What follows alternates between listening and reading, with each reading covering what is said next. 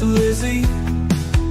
I don't ever smoke the dizzy, but we can always share some ditsies.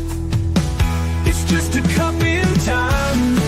This song doesn't have to rhyme. Life's all of us, not every moment we can be feeling fine.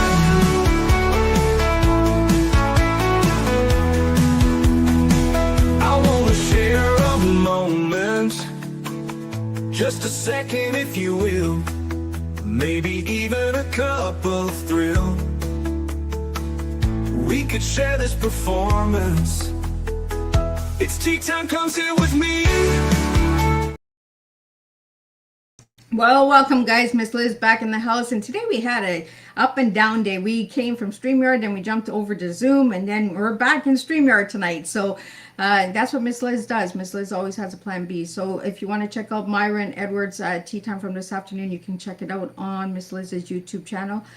Sometimes that happens in some of the countries. StreamYard doesn't work too well with it. So, but tonight we have the incredible returning guest for her third time, Dr. Katherine Hayes, in the house, and we're going to be talking about her book, A Fifth of the Story, and we're going to talk about her book clubs, podcasts, editing, coaching. We're going to talk about a bunch of stuff. But before we get started, we're going to get everybody over to those platforms: Facebook, TikTok, LinkedIn, Instagram, YouTube, all those good platforms. Give them a like, follow, and subscribe. And if you notice that the guests are on those platforms, give them a like, follow, and subscribe as well, because that's how we support one another, by supporting one another.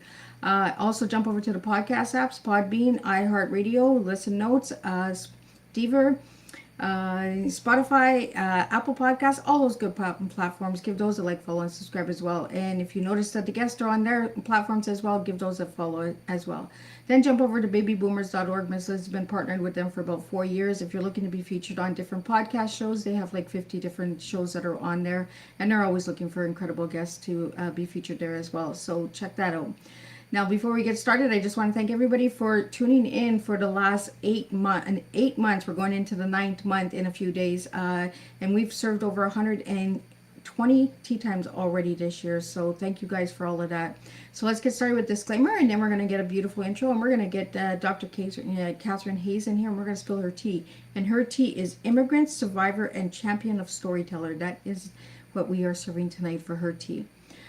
Disclaimer for Miss Liz's Tea Time live show. Miss Liz's Tea Time is a global platform dedicating to sharing real-life stories, diverse perspectives, and meaningful conversations that inspire awareness, healing, and connection.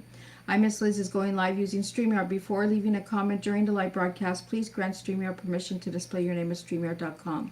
Please be advised that all the content brought forward during any Tea Time show is presented in good faith. However, discussions may include opinions, beliefs, and perspectives that do not necessarily represent the views of Miss Liz or the Tea Time platform. Information shared by guests is based on their own experience and is perceived to be accurate at the given time of airing. All guests, viewers, and participants are responsible for using their own good judgment when considering any action or decision that may relate to these discussions. Some episodes may cover sensitive topics, including but not limited to trauma, abuse, grief, mental health, and other emotionally triggering subjects. Listeners' and viewers' discretion is strongly advised. Tea Time with Miss Liz is an open discussion forum designed to offer insight, inspire awareness, and create connection. It is not a substitute for professional, medical, legal, or therapeutical advice. If you require professional support, please seek assistance from qualified professionals or trusted resources in your area. If you have any questions regarding this disclaimer or the content of the discussion, you are welcome to contact me, aka Miss Liz, directly at my email at bookingmissliz@gmail.com, or check out my link tree, Miss Liz's Tea Time. By choosing to participate in, comment on, or view these live shows, you acknowledge and accept this disclaimer. Your participation is entirely voluntary, and I, Miss Liz, welcomes you to join the conversation with an open heart. And if at any time you feel this platform is not right for you, I respect your wishes and decision and welcome you back whenever you are ready. Tea Time with Miss Liz is serving truth and awareness one cup at a time. Well, welcome to Tea Time with Miss Liz, where some guests come to the table once and leave us with something meaningful, while others return because the conversation continues to grow. Today it is especially meaningful because we are welcoming back Dr. Katherine Hayes for her third appearance at the Tea Time table. Katherine is an award-winning author, speaker, educator, survivor, advocate, editor, mentor, podcaster, and purposeful storyteller whose work is rooted in faith, courage, truth, healing, and transformation. She serves as a production editor and Emboldened Media Group hosts murder, mystery, and mayhem laced with mortality, mentors writers, supports literature communities, and continues helping others discover how storytelling can become a vehicle for purpose and impact. Her thriller, A Fifth of the Story, blends suspense, hidden truth, moral complexity, and faith into a story that invites readers to look beyond what appears obvious and question what may be hiding beneath the surface. Catherine's message has remained powerful through each visit. Writing can pierce the darkness. Stories can expose what has been hidden. Stories can confront difficult truths. Stories can create understanding. Stories can remind someone that even after trauma, disappointment, or loss, there is still another chapter waiting to be written. This third tea time gives us the opportunity to go beyond where our earlier conversations ended and explored what has changed, what has grown, and what Katherine is building now. Today we'll explore the continuing journey of A Fifth of the Story, writing suspense with faith and moral depth, turning survival and lived experience into purposeful storytelling, mentoring writers and helping others find their voices, the responsibilities of telling stories that confront darkness, publishing, editing, and creating opportunity for meaningful work. What Katherine has learned since her previous Tea Time appearances, the next chapter in her writing, speaking, and creative journey. Katherine reminds us that darkness may provide the settings, but it does not have to determine the ending. So grab your favorite cup and join us for another powerful conversation filled with suspense, faith, creativity, resilience, and real-life tea, truth, experience, and awareness. Let me get Katherine in here and let's spill some tea for the third time. Welcome, Hey, Katherine. it's good to be back. Let's try that again. Welcome, Katherine. Hey, it's good to be back. There we go. We got you. I was like, not again, guys. This is ridiculous. So how have you been, Dr. Katherine? Good. I have been very good. Just really busy, just like you.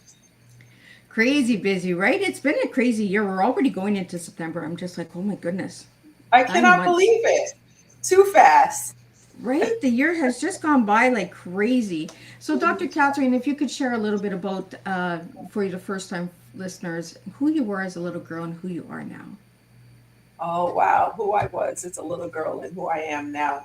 Well, the fun thing is there's still a little girl inside of me. And I think for most women, there's a little girl inside of us. And we enjoy that. So I have always loved stories. I've always loved books. That was a huge part of my life growing up. I did not grow up with the TV. My parents they had lots of reasons for that. And some of it had to do with religious reasons.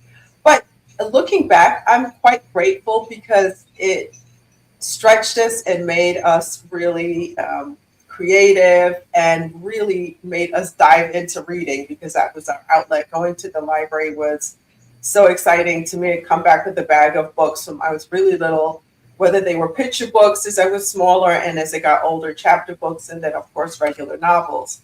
So the little girl inside is very similar in terms of someone who always loved to be creative. I love to draw.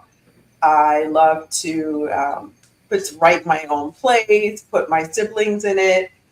And part of that little girl has continued with who I am today, with someone who loves to be creative. I am just most productive and happiest when I'm creative, whether it's making a delicious meal for friends and family, or I am painting, I'm doing a painting.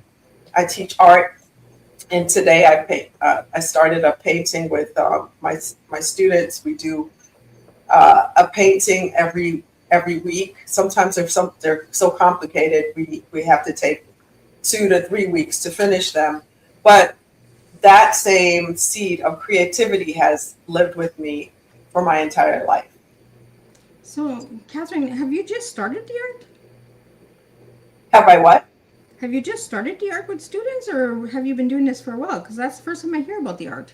Yeah, it's something I don't talk about enough. I think I just don't talk about it enough. So yeah, I've been teaching art for several years for a school in Guatemala. I'm a virtual art teacher for a school called Light for the Future. And I go there about once a year to meet with my students. I do some home visits with the director. This year, God willing, I'm going to graduation this year for the first time for our high school students. And their year is very different from ours. So they graduate in November. So I'm supposed to be the keynote speaker, and I promise that I'm going to at least say one paragraph in Spanish. So we'll see how that goes. But I also do art for adults. So I've done different classes. I'm going to be teaching at a women's retreat in October, where I'll also do a painting class as well. So it is, and I've gotten a chance to also delve into my art by doing a lot of the children's pictures for our children's picture books in my publishing company. But that is very grueling. It's a lot of work. I enjoy it, but I don't know how much longer I can continue to do all the artwork. So we're talking to other artists. You know, there's always something new comes to the table with you guys. Like, and as many times as you come to the table, this is your third time, and that's the first time I've heard about the art. So Yeah. see, there's always something new coming to the table with returning guests, guys. If you think you know everything, you just don't, because you'll find out with Miss Liz. We have a question that came in here from Ariel, and it is, Katherine, how did your own life experiences first influence the way you think about storytelling? So my own life experiences. I love that question. So I grew up as an immigrant, and I came from England, and my parents actually came from Jamaica. Well, let me just back up. My mother's family is originally from Portugal. They were Jewish and ended up in Jamaica. And then my mother moved from Jamaica to England. That's where she met my dad. And my dad, his family lived in Jamaica. His family was started by the Scottish slave trade. So they met in England and then came to the States. And so a lot of what makes up my life now come from my experiences in being an immigrant, and also come from my experiences of hearing the stories of how our family got started. I was really interested in that. It's super interesting.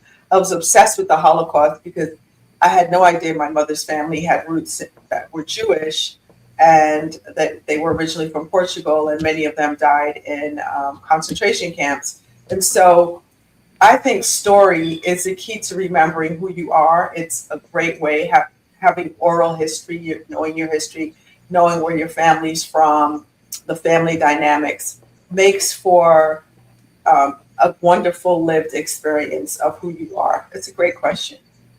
So, Katherine, do you use that in your storytelling, like in your books? Because I found some other books besides A Fifth of the Story. I found 4 other books, and then I found 10 ebooks. And I'm like, oh my goodness, how come I don't know anything about all of these books? So could you just share a little bit, if you put that, your life experiences into this writing? Yeah. So if I put my life experiences into writing, I have a number of small mini books. One is a miniature cookbook. I love to cook food. In any novel I write, there's going to be food in it, right? There are going to be recipes attached. I love to create new recipes. So all of those, whether it's a devotional, because I'm also a devotion writer, and I'm also a thriller writer. So I will pray for you, then kill you. Okay, so and then I'll cook for you before all of that. I'll feed you before I kill you. Yeah, so that's all in there. Yeah, so parts of my books have different parts of my creative outlet and who I am. I always love that because me and Catherine always have this humor that goes back and forth, right? Like she's gonna feed you before she takes you out. That's just a thriller, right? I'm gonna pull up your book, Catherine, so we can talk about the cover.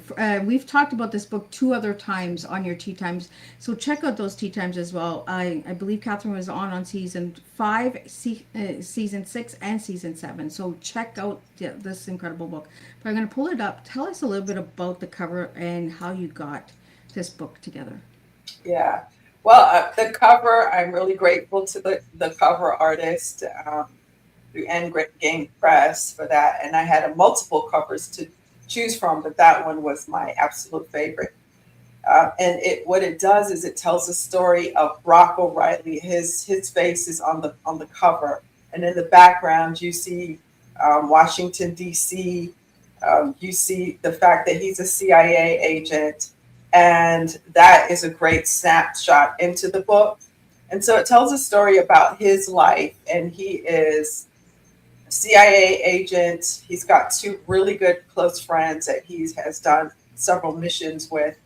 And the story begins in one of the places that he was deployed to for a mission. And if anybody knows anything about the CIA, most of their work is done outside of the country. They do things to keep us safe by using intel to make sure that bad actors don't come and do things that are bad for Americans. In a nutshell, it's way more that CIA agents do. But in a nutshell, sometimes people confuse it with the FBI, who is on site here in the U.S. So he's off site, and when he returns, because of something that happens in the mission, where some innocent civilians lose their lives, he and his two friends are under investigation, and it becomes this quest for who is on the inside that has all this intel that is using it against the United States. And so it is someone who's really sophisticated, really smart, and who's doing it, who's on the inside. And the gist of the story is there really not three sides to a story. That it's more like there's yours, there's mine, there what other people see and what they think, they're the facts.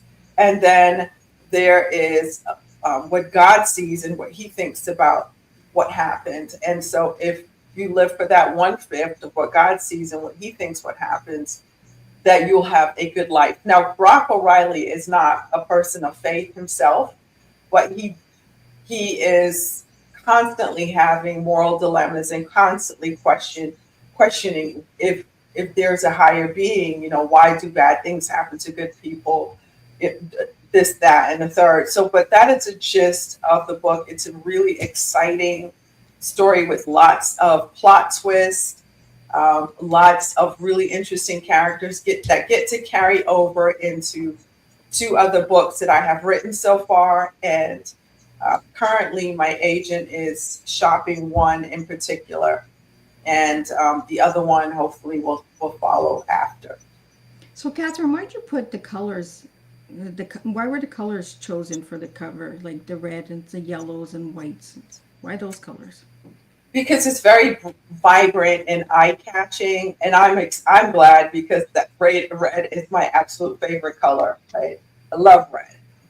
It just happens to be a coincidence that this particular book cover had all of the themes and the colors that I absolutely loved, and so it's also a symbol of danger. Red can be a symbol of danger and vibrancy. And so this story represents a vibrant story about the danger of protecting people that you love.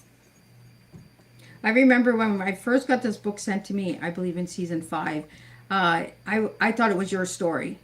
Remember, we went down and we were like, is this really your life story? Like, I would need a lot of therapy if it was my life story. I was just like, oh no, okay, it's a thriller. Liz, it's not always about their lives, because I'm so into memoirs, right? And life stories that I'm just like, every book that gets sent to me, I'm just like, did you live it? Did you experience any of that? So we have a question here from Kyle that came in, and it's, I'm curious, when did you realize that storytelling could become a meaningful way to serve and encourage others? Well, I could tell that very early on because my father was an incredible storyteller. He memorized lots of stories, and later on, I found out that some of them are called the Anansi stories. It's about this spider in Jamaica who's really smart and crafty, always getting into trouble, always pulling people into trouble. And he would tell these stories about Anansi. I found out later on that Anansi is actually tracked back to Africa because a lot of the Caribbean islands, they had indigenous people. The indigenous people of Jamaica were the Taiwan or the Arawak Indians. And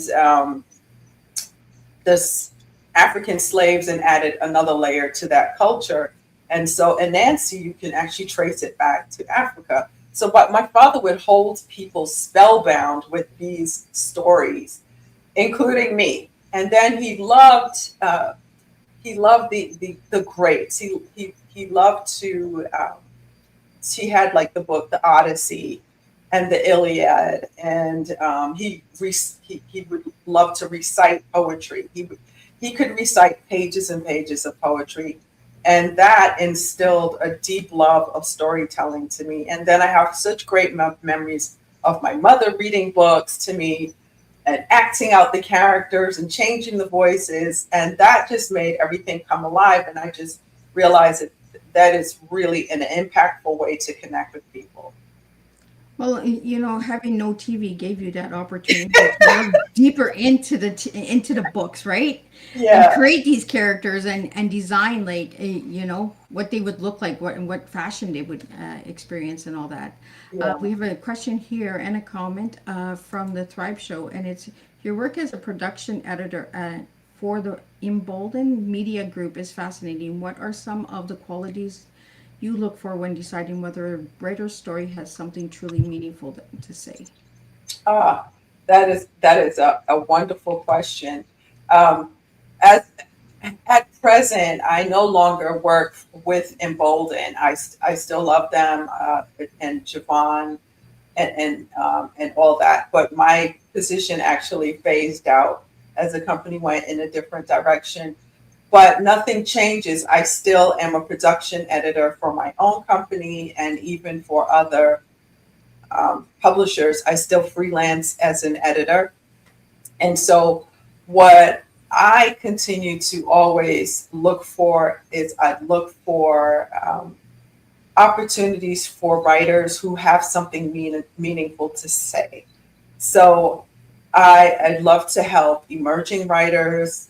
I love to help them develop their story and develop authors and invest in them rather than just simply producing books. And when I work with an author, I'm not trying to rewrite their voice. What I'm trying to do is help their voice become clearer.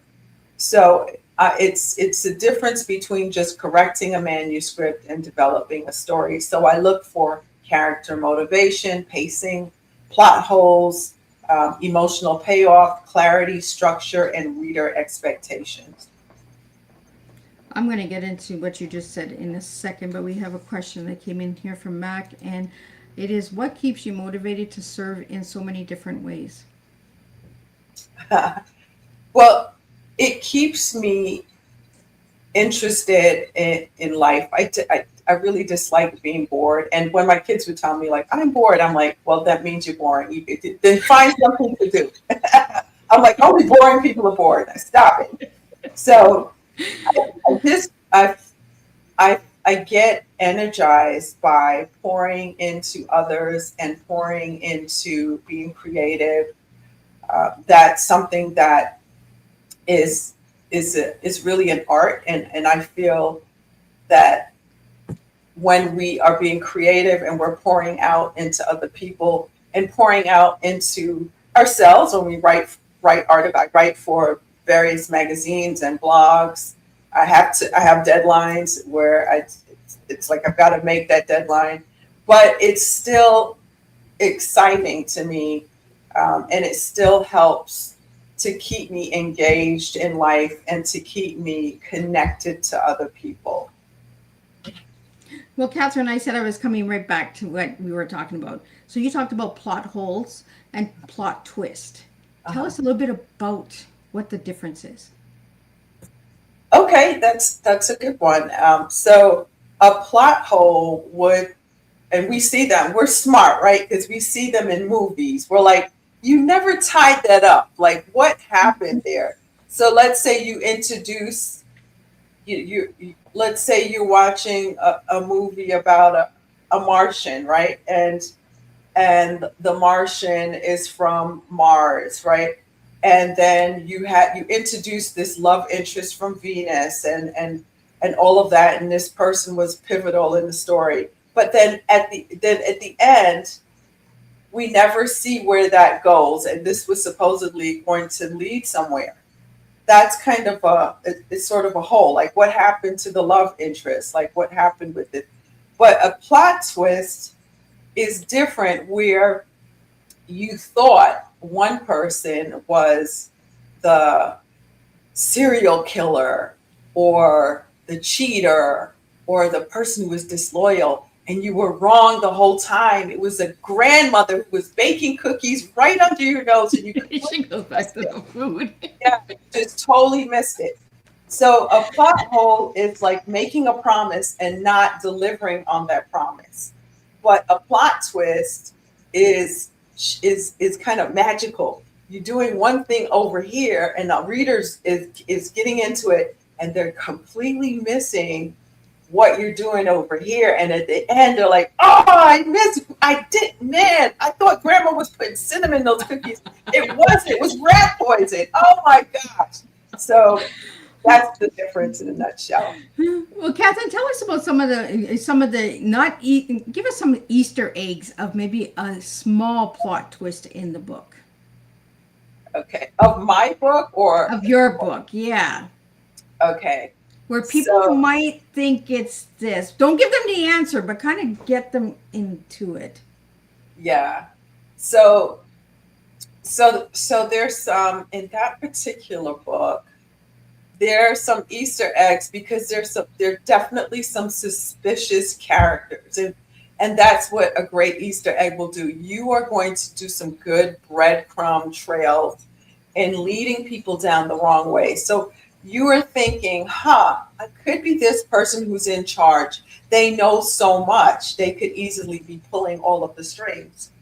Or you could even be looking at one of the secondary characters and saying, they're really suspect. Like, where were they this whole time? And what happened?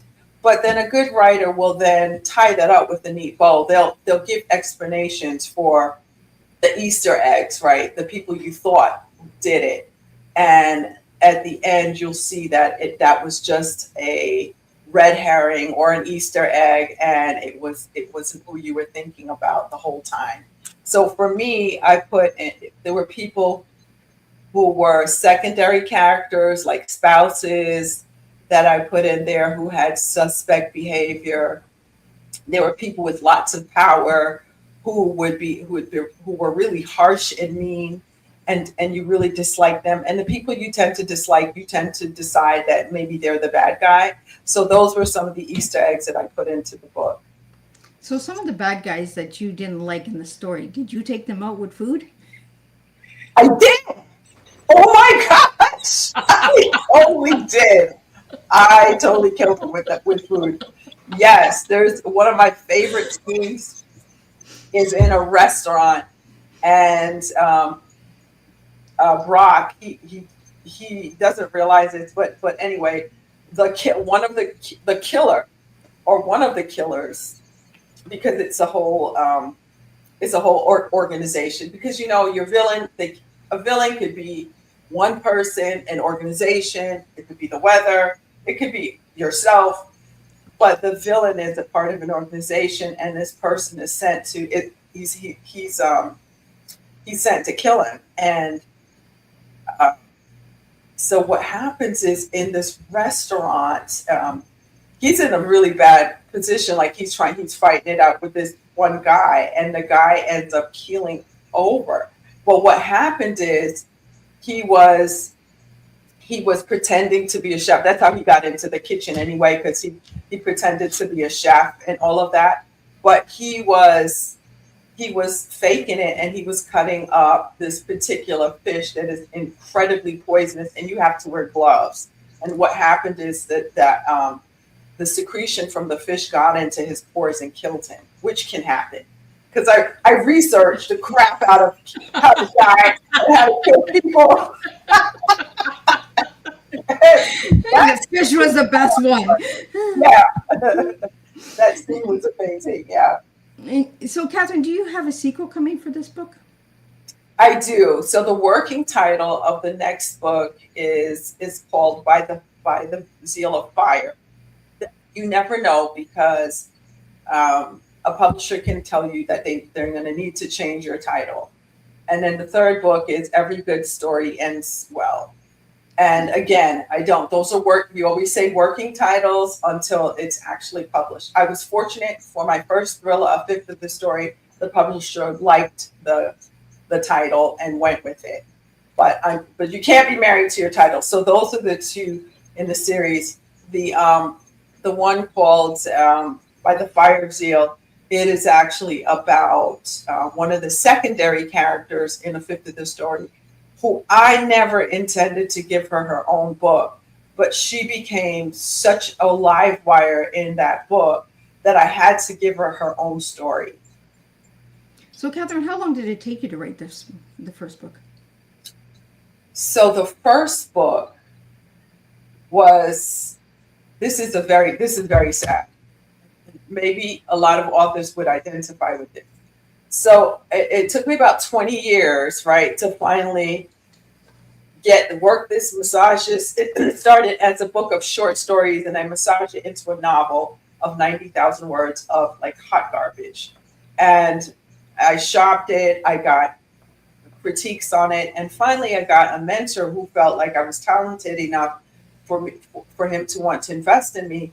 But he was like, why are you trying to write this particular book? And he convinced me to write a whole nother book. So I wrote a book that has the same title, A Fifth of the Story, the same premise, but completely different. I started completely different in another book, a new book, and it took me 10 months to write that. So it took me 20 years / 10 months.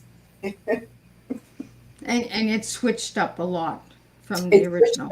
A lot. So he found out that my husband worked in intel in the military.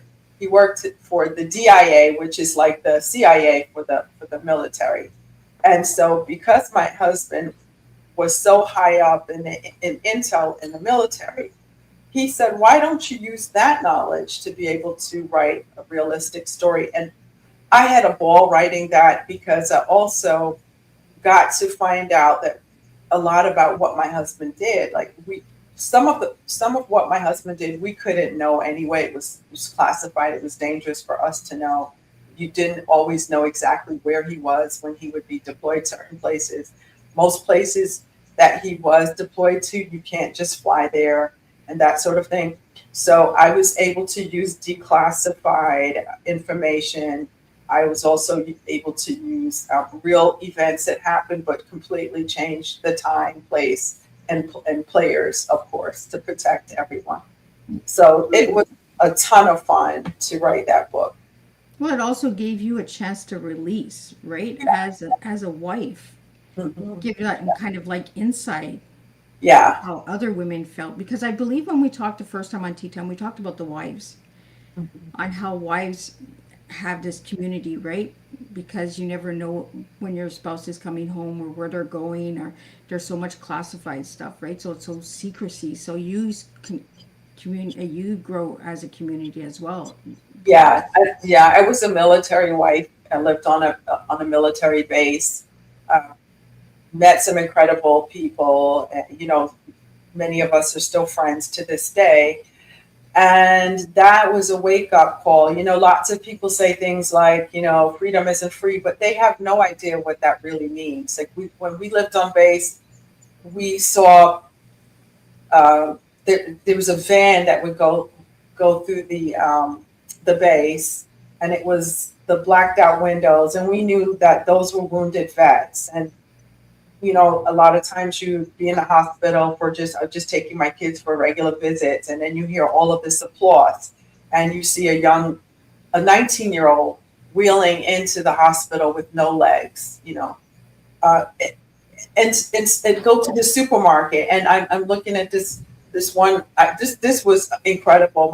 My girls and I, we were in the deli section, and this young man, he was so good looking, right? And he turned around, and the other side of his face was melted, like wax. Like it looked like something that was surreal. So you constantly see that when you're on a military base, and then you deal with your husband grieving because he's got to do another funeral, and so the impact of freedom and what it means for those who serve and their families is really a whole different level. And you learn not to be flippant with saying things like that, because we just don't know the cost to families. My husband is paying the price right now with all of the things that he's been exposed to, the wear and tear on his body. He's had every major joint replaced except for his ankles. 7 operations on one knee, 1 on the other. He just had his other shoulder replaced. Major stomach issues from being in certain bases and them having toxic burning. It's a lot of things that are being burned there, things that they're exposed to. And so that's a constant ongoing issue for our men and women who serve bravely.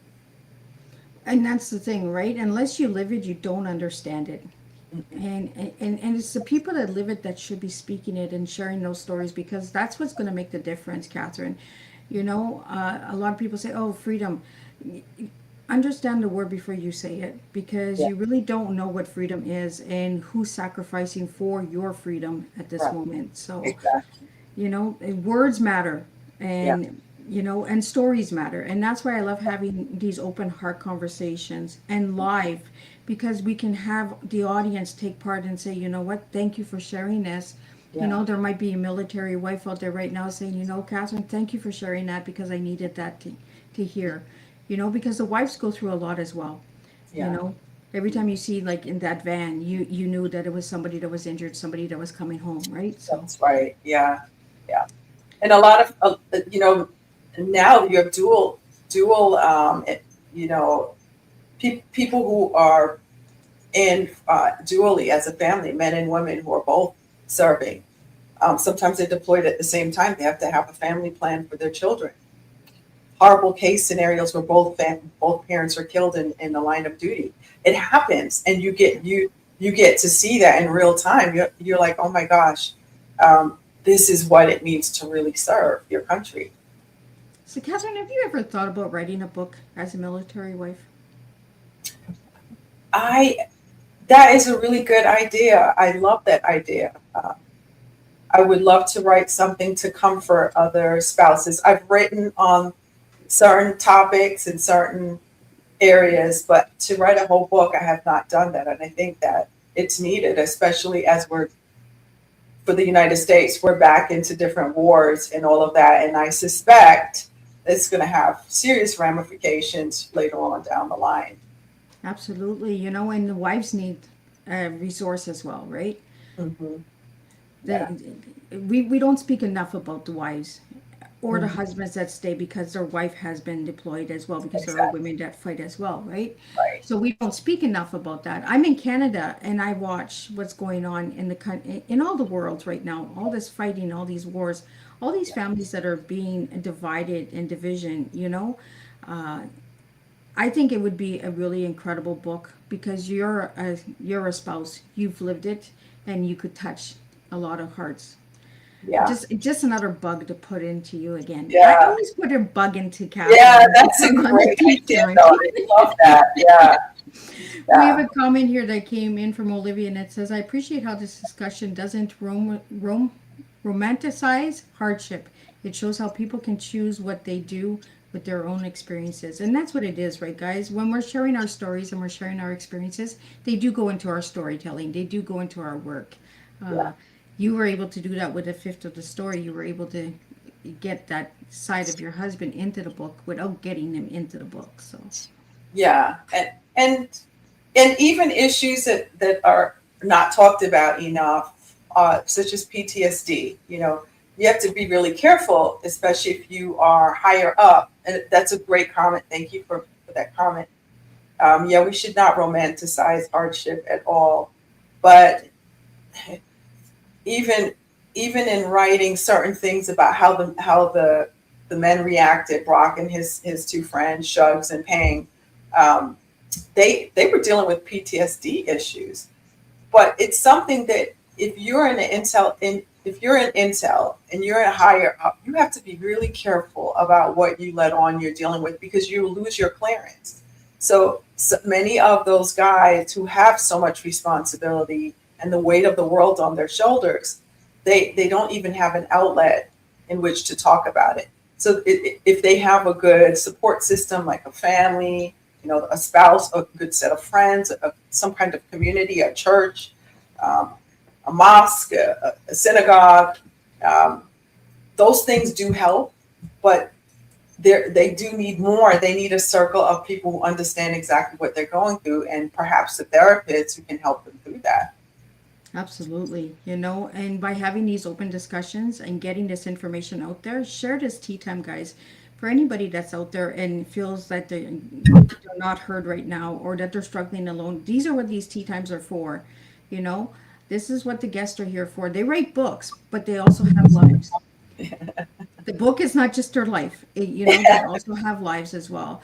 We have a question here from Natural Life. Catherine, how do faith and spirituality influence the way you interpret the unexpected chapters of your life?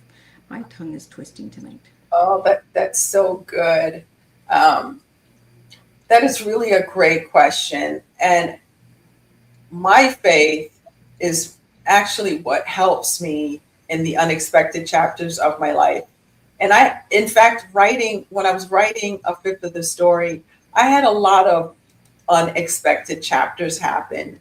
I had my brother died suddenly. He was only 51, and my mother died 8 weeks later. And it was not only was it shocking, but I lost two of the most important people and two of the closest people to me in my life in a very short time. And then what happened afterward was just as devastating, in just fracturing the family, having a sibling who no longer talks to the rest of us, having fractures with my nieces and nephew. Those things were absolutely devastating. But that's what trauma does. Everybody and every family handles things differently. I'm very open and transparent about it. I don't pretend that I'm always excited and happy.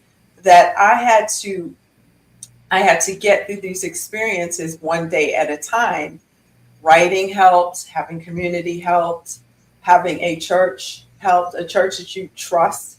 You can trust them with your emotions, and having a wonderful spouse my spouse is my best friend. And so all of those things really help. So I really leaned into my faith quite a bit in all of the unexpected chapters, the hardships that happened behind the writing, the rejection in publishing. It is painful, the amount of rejection that you can get. I mean, there were times where I would just get rejection letters, and I sent out so many things that I would forget that I even sent it. I'm like, oh, I'm rejected by someone I forgot about. Okay, whatever, just add it to the pile. So you get a lot more no's than you get yeses. And so for anyone out there who's interested in writing a book, or who has written and has lost their fire, or has gotten all of those rejections, don't give up. Continue. There's going to be someone who's going to believe in your story, who's going to be moved by what you have to say. Every single one of us have something important to say. I think social media has shown us that, right? So Right? Everyone's got something to say. If you're on social media, if you're not, I think we need to take social media away sometimes. It's so overloading. Like, it's so overwhelming sometimes that it's just in your face all the time, right? Yeah, it is. It, Yeah, it's like a different kind of war out there, yeah. and there are so many people that use the screens for bad behavior and Oh, yeah. bullying and taunting and something they would never say to your face, but they have the courage behind a screen because they know they're not. But you're gonna get caught eventually. So, like, just be nice. Yeah, Dolly Parton just passed away a couple of days ago, and that woman had a heart of gold. she did. And she just said, just be kind to everyone. Yeah, I Whether you love understood it or Dolly. not, just be kind. Yeah. I adored her. Oh my gosh, I adored, well, not just her voice, but her personality. She was so fun. Um, and her love for children and for reading. I don't know if people know this. She did so much for reading programs and literacy. She was so involved in that. And I love that about her as a storyteller, as a publisher, and an author, that she was just instrumental in so many different reading programs. And I'm praying that that legacy lives on forever. Yeah, she started the imaginary library Yeah. because her father couldn't read and write, and from what I found out, it was 350 million books that she gave out, Something staggering. Yeah. you know, and that's what it is. We just need to start sharing books, Mhm. start sharing stories. You see somebody who's writing a story or a book and you're interested in it and you read it, pass it along when you're done, you Yeah. know. Let's just keep paying it forward with writing and storytelling because I think storytelling is a new way of changing humanity. Yeah. And that's why I love having these open tea times, Catherine, because I bring different books to the table, right? Different Mhm. genres, different. So there's always a different reader out there, a different person that's joining tea time and saying, you know what? Oh, that's a cool book. I never knew about it. Just Yeah. like I never knew about all these ebooks and devotional books and recipe books. I didn't know about the recipe book. That's Yeah. one thing I'm going to get. I'm going to get the recipe book. I'm going to see how many people I can take out with the recipes. Not literally, but I will. We'll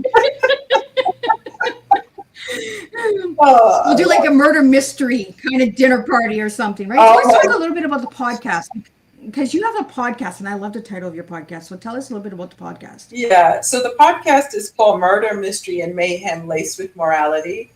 And it's a podcast that is a platform for writers who are like me, and also branching off into the different genres like cozy mysteries, romantic suspense, true crime, all of that. But if people don't write in that particular genre, we interview them and it's more about the journey of writing. Like, okay, how did you get it? How did you get in? How did you get published? Were you traditionally published? Did you indie publish? Um, how did you increase your social media? How did you broaden your platform? So the book is one thing, but also the experience with the experts. And we also interview experts from time to time. We've interviewed like a CIA agent, an FBI agent, like investigators, a forensic scientist, a pathologist, all of those things. All of those kind of experts we've interviewed. And so that's really fun for us because as authors, we want to be authentic. And so it's a free way for us to glean and to get information. Lawyers, especially criminal lawyers, those are really juicy, to give us the backstory and what's not real, what's fake, what we should avoid that people do all the time. So things like that. I like that you get the information out there, because there's so much misinformation out there. So by having these legit guests come to the table, they can tell us what's facts and what's fiction. Yes. Because I've had a couple of police officers on and they're like, it's not like that at all. Like, it's not like that at all. And I'm like, Yeah. I didn't think so. Yeah. I want to get into Dress in Love Press. That is your publishing company, I believe, right? Yes. let's talk about that a little bit, because I had a guest that was on, and you actually worked with her, and I'm trying to remember her name. She was just on this month. You guys, was it Sam or Tamelia or Annette, Fernella? I'm trying to remember now. It was the beginning of the month. I'll have to look at the the August lineup. But she worked with you, Catherine. Okay. So when she heard that you were coming on, she's like, I know Catherine. Oh, how fun! I love that. So about the publishing, yeah. So for me, being a seasoned production editor, I wanted to really work with more authors and not just produce books. I wanted to create opportunities for writers who had something meaningful to say, and I wanted them to be served well. Now, I'm a new publisher. I have made so many mistakes. I mean, every day there's a mistake. Okay, there's that. But I realized that I am a really good editor, and I've noticed quite a few of the books that I have edited for other publishers have won awards, and now our books are starting to win awards. We have one author, she's won her second major industry award for her book, The Colors of Home. So that's the one. That's the one. Anna Perkins. That was the one. As soon as you said the book, I was just like, that's the one that was on Teatime. Yeah. I'm actually looking over here. I'm like trying to find it. Yes, that's who was on. Yeah, she just won a Golden Scroll Award for her book, The Colors of Home. She won second place for contemporary YA. So I'm really proud of her. And that is her second big win. And I know there are going to be others for her. But I helped to bring out the voices of emerging writers and also writers who feel they're too young. I have a 17-year-old author I'm considering picking up. We're in talks right now. It's hilarious because with her contract, we have to have a contract where you have to have, because she's a minor, now we have to create a contract where, adult has to sign off on it. So people feel they're too young or too old. They've missed it, right? So we want to create opportunities for people who feel marginalized, feel like they've missed the boat. So it's not just putting their book into the world, it's also helping them become the best storyteller they can become, and for them to become professional at it. So I'm making sure that you've got a great website. We have a web person, if you don't, to help you with that you're having a book launch, that we are making sure that your voice is going to shine when we produce your book. See, and I love that it's such a small world on Teatime, because I was like over here searching and I was just like, I'm going to find it before she says it. And then when you said it, I was like, absolutely, that's her. That is her. And that is an amazing book. Yes. Amazing book. So go out and check that book out as well. Well, Catherine, we got into your immigrant. We got into the champion of storytelling. Let's get into the survivor before we wrap it up. Tell us a little bit about why you're a survivor. Yeah. Well, I think of it as I was given another chapter. So 18 years ago, I had a brain hemorrhage when I had my last child.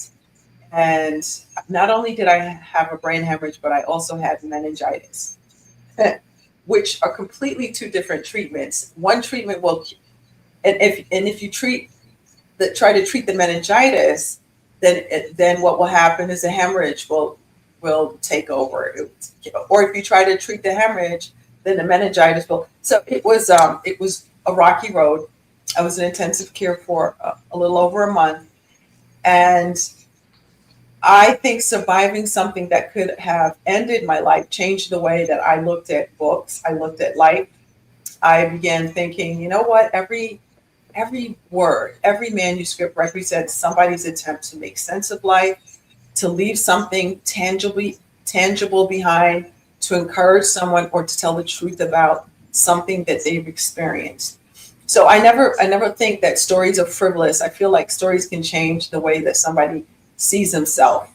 So my survival came with a lot of rebuilding, learning to live differently, rediscovering confidence. I had been very confident in academia. I was a school principal when I got ill. I knew all about universities. I was a guest professor for my former doctoral program. I knew my craft, but I was dealing with acute, intense pain, and I was dealing with frequent visits to the hospital and all kinds of horrible things, issues with my vision. I had a walker when I first came home. I had to learn how to walk up and down steps again. Um, like I said, my vision was really messed up. I would see people like burned out photographs all the time. And I didn't know what my life would look like without my career in administration. And it's ironic when I was able to perhaps return to my job, and my district was absolutely amazing. They were just absolutely wonderful. Deer Valley Unified School District, praise God for you. Um, they held my job open I think I made history for a very long time. But then my husband was reassigned, and so we had to move to another base. And when we moved to this base, my husband also knew I was still on the mend. I was still dealing with lots of pain issues. I lived with a secondary aneurysm as well, and so he was like, "Why don't you take this time to pursue your dream of writing? Um, let's set up an office for you." He set up an office for me in the laundry room, and the rest is history. So surviving that brain hemorrhage actually changed everything for me. And it was hard, it was tough, it was ugly. I didn't know how I was going to get through it, but it really helped me to rethink my life and to rebuild it in a different way. And I love what we've built because of that experience. You know, and this is how your whole cup of tea comes together, girl.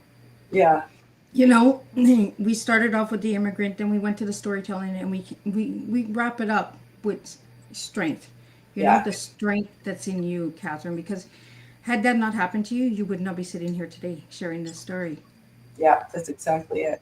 Mhm. You know, so Catherine, what final message would you like to leave everybody with, and where can people find your books and all that good stuff? Yeah. Well, I'd love to leave people with this. When you're given another chapter, start asking different questions about what you're supposed to do with it. So that's really important. Um, and just know that don't leave this life without pouring everything out. Just don't leave here without being completely juiced. And what I mean is we have so much to offer, and we hold on too tightly to what we have to offer. Give it away. Okay, you will make this world a better place. You can find me at my website, which is it's my name. It's Dr. Catherine with a K, the right way, Katherine, Hayes, Hayes.com. And there we can connect. All my social media connections are there. I'm really active on what used to be Twitter and is now X. And also my favorite place to hang out is Instagram. People are so nice there. We play nice on Instagram. You got the nice crowd on Instagram. Well, I want to thank everybody for joining us tonight and bringing your questions. And we could not do this without all of you guys here. Thank you, Catherine, for coming for the third time. You know, and getting to open up a little bit more. I love when the ice breaks a little bit more each time when we get together. So thank you for that. We're going to just do a quick recap, and then we'll be starting a new month again with 22 new faces, some returning guests as well in September. So stay tuned for that. Press release is running a little late. It is coming. I promise, guys. We are just having some glitches with technology lately. So that will be released, I'm hoping, by tonight or tomorrow. So you can see the incredible guests that are coming in September as well. So thank you again, Catherine, for sitting with me. What a meaningful third chapter we have shared together tonight. Catherine, thank you for returning once again to the Teatime table and continuing to trust this space with your wisdom, creativity, faith, and evolving journey. One of the beautiful things about welcoming a guest back is that we are reminded that none of us remained exactly where we were during the last conversation. We grow, we learn, we write another chapter, we discover new questions. Sometimes we even find new meanings inside stories we thought we already understood. Through a fifth of the story, your work as an editor, your mentoring, your podcasting, and your advocacy for purposeful storytelling, you continue to demonstrate that stories can entertain while they also are challenging us to examine truth, morality, resilience, and the choices we make when life becomes complicated. We explore suspense, faith, survival, publishing, mentorship, creativity, and what it means to use words, not simply to fill pages, but to illuminate places people may be afraid to examine. One of today's greatest takeaways is this: piercing the darkness does not always mean eliminating it. Sometimes it means creating enough light for someone to see the next step. Catherine, your third appearance also reminds us that purpose continues to evolve. The message may remain rooted in the same values, yet experience gives it new depth. The writer changes, the reader changes, the world changes, and the story continues. As we close tonight's tea time, I'd like to leave everyone with this thought: what truth inside your own story could become of light for someone else if you finally gave yourself permission to share it? You may never know who needs the chapter you've almost decided not to write. Catherine, thank you for returning to a third time, for continuing to champion writers and readers, and for showing us what happens when courage, faith, creativity, and purpose meets on the page. 3 appearances, 3 different moments, 1 continuing message. Stories matter, voice matters, and lights matter. Until next time, continue writing what needs to be written, continue piercing the darkness, and continue serving real-life tea, truth, experience, and awareness, one purposeful story at a time. And tonight's takeaway from Miss Liz is: the most powerful stories do not pretend darkness does not exist. They carry enough truth, courage, faith, and hope to help us walk through it. Sometimes one voice, one page, or one honest story becomes the light another person was searching for. And I'll see everybody in September, and we'll do this all over again. So thank you for joining me. Thank you.